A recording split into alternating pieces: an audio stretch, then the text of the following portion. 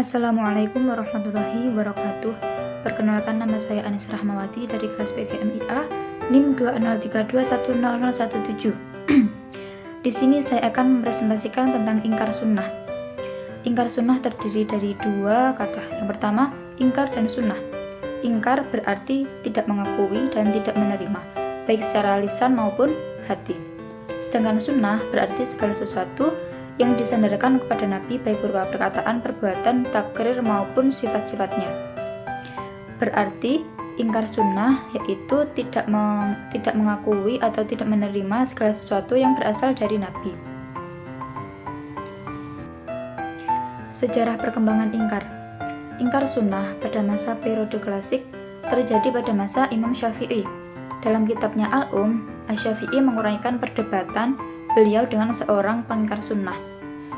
Menurut Imam Khudaribe, seseorang yang berdebat dengan Imam Syafi'i tersebut berasal dari kelompok Mu'tazilah. Ingkar sunnah pada masa klasik ini diawali akibat konflik internal umat Islam yang dikobarkan oleh sebagian kaum zindik yang berkedok pada sektor-sektor tertentu dalam Islam. Kemudian diikuti oleh para pengikutnya dengan mencaci maki para sahabat. Kemudian ingkar sunnah modern. Ingkar sunnah modern muncul di Kairo, Mesir, akibat dari pengaruh pemikiran kolonialisme yang ingin melumpuhkan dunia Islam. Tokoh-tokoh ingkar sunnah yaitu Rasyid Khalifah, Qasim Ahmad, Ghulam Ahmad Paurus. Argumen ingkar sunnah nakli dan akli. Argumen nakli yaitu Quran surah An-Nahl ayat 89 yang artinya, dan kami turunkan kepadamu kitab atau Al-Quran untuk menjelaskan segala sesuatu. Yang kedua, Al-Quran surah Al-An'am ayat 38 yang artinya, tidak sesuatu itu yang kamu tinggalkan dalam Alkitab. Argumen akli. Yang pertama, Al-Quran diwahyukan oleh Allah kepada Nabi Muhammad melalui perantara malaikat Jibril dengan bahasa Arab. Kemudian yang kedua, tidak percaya kepada semua hadis Nabi. Menurut mereka, hadis Nabi merupakan karangan orang Yahudi untuk menghancurkan Islam dari dalam. Yang ketiga, Nabi Muhammad tidak berhak menjelaskan ajaran Al-Quran karena Al-Quran sudah sempurna.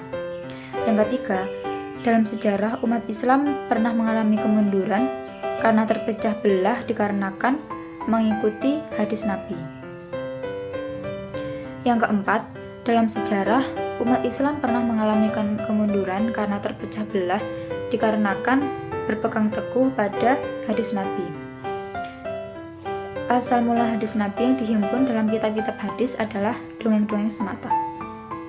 Selanjutnya, bantahan ulama terhadap ingkar sunnah, yaitu yang pertama, penguasaan bahasa Al-Quran dengan baik adalah diperlukan untuk memahami kandungan Al-Quran.